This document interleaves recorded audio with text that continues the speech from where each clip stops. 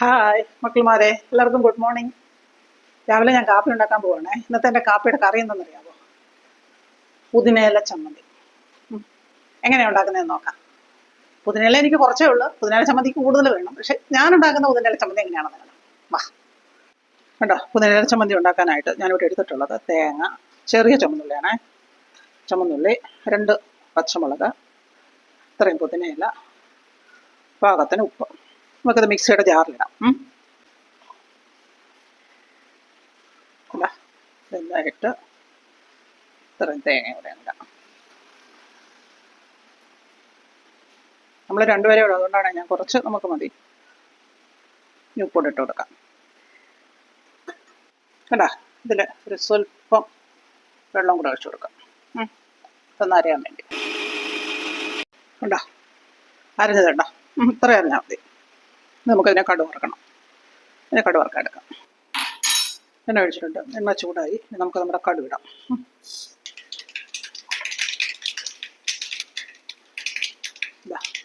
വറ്റമുളക് കൂടെ ഇട്ട് കൊടുക്കണം. ഉള്ളി കണ്ടോ, നമ്മുടെ ദോശക്കല്ല് ചൂടായിട്ടുണ്ടേ. ദോശ ഉണ്ടാക്കാം.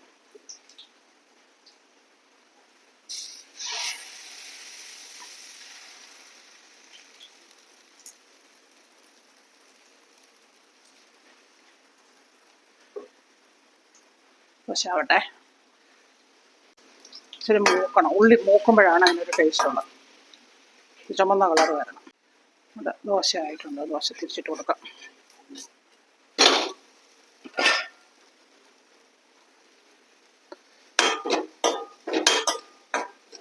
ഈ ചുമന്നുള്ളി ഇങ്ങനെ മൂക്കുമ്പോഴത്തേൻ്റെ ഒരു നല്ല മണമാണ്. കറിവേപ്പിലയും കൂടെ ഇട്ട് കൊടുക്കാം.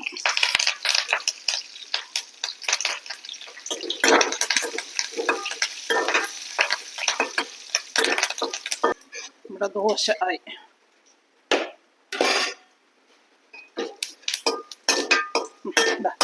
ഇത് മൂക്കണ്ട. ഈ പാകത്തിനാകുമ്പോഴുണ്ടോ നല്ല മണം വരും. ആ ഉള്ളി മൂക്കുമ്പോഴത്തെ നല്ല മണമാണ്. ഇത് നമ്മുടെ കലക്കി വെച്ചിട്ടുള്ള ചമ്മന്തിക്കറിയല്ലേ ഒഴിച്ച് കൊടുക്കാം.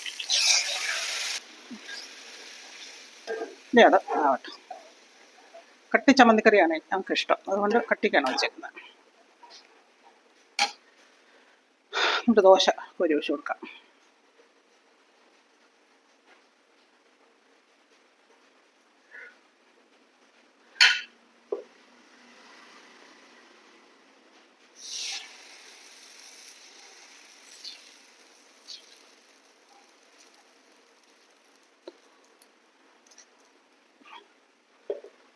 ഇത് അടിപൊളി ദോശയാണ്.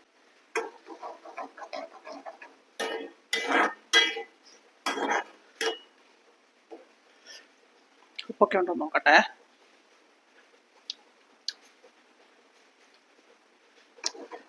നല്ല ടേസ്റ്റ് കേട്ടോ. നല്ല പുതിന എത്ര ഇടുന്നോ അത്രയും നല്ലതാണ് കേട്ടോ. ഈ പുതിന ഇല്ലാത്തതുകൊണ്ടാണ് ഞാൻ കുറച്ചേ ഉള്ളൂ. പുതിന നമ്മൾ എത്രയും കൂടുതലിടുന്നു വയറിനൊക്കെ നല്ലതാണ്. പുതിന തേങ്ങ കുറച്ചിട്ട് പുതിന കൂട്ടണം. ഞാൻ തേങ്ങ കൂട്ടിയിട്ട് പുതിന കുറച്ച്, കാരണം പുതിന ഇല്ലായിരുന്നു കേട്ടോ.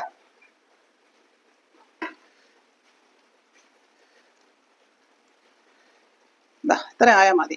ഇതെന്താ അറിയാമോ, ഇത് ഒരുപാട് തിളയ്ക്കാൻ പാടില്ല.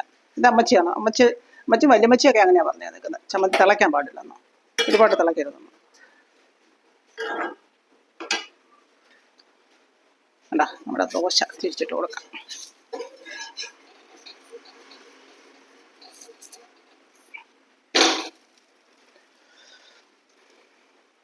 അപ്പം ഇനി കഴിക്കാതെ കാണിച്ചു തരാം. അതെന്നെ കാപ്പി എന്താണെന്നറിയാമോ?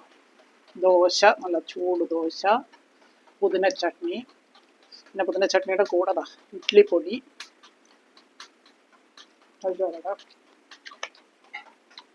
അടിപൊളി ടേസ്റ്റാണ്. നല്ല ഇതിനകത്ത് ഈ കായത്തിൻ്റെയും ഉഴുന്നിൻ്റെയൊക്കെ ഒരു നല്ല ഫ്ലേവറാണ്. നല്ല ടേസ്റ്റാണ്. കറിവേപ്പിലയൊക്കെ വറുത്ത് പിടിച്ചാലേ ഇതാക്കുന്നത്. ഇതിൽ പുതിനയുടെ ടേസ്റ്റാണ്. പുതിന കൂടുതലിട്ടാണ് പുതിന ചട്നി ഉണ്ടാക്കുന്നത്. എനിക്ക് പുതിന കുറച്ചേ ഉള്ളായിരുന്നു, അതുകൊണ്ടാണ് ഞാൻ ഈ തേങ്ങ കൂടുതലിട്ട്. നിങ്ങളെടുക്കുമ്പം പുതിന കൂടുതലെടുക്കണം, തേങ്ങ കുറച്ചെടുക്കണം. ഓക്കെ, അടിപൊളിയാട്ടോ. പിന്നെ ഇതാണ്ട എൻ്റെ പുതിന ടീ. എന്നാ ടേസ്റ്റ് എന്നറിയാവോ? എല്ലാവരും പോയി കാപ്പി കുടിച്ചോളൂ. Okay, tata, bye by.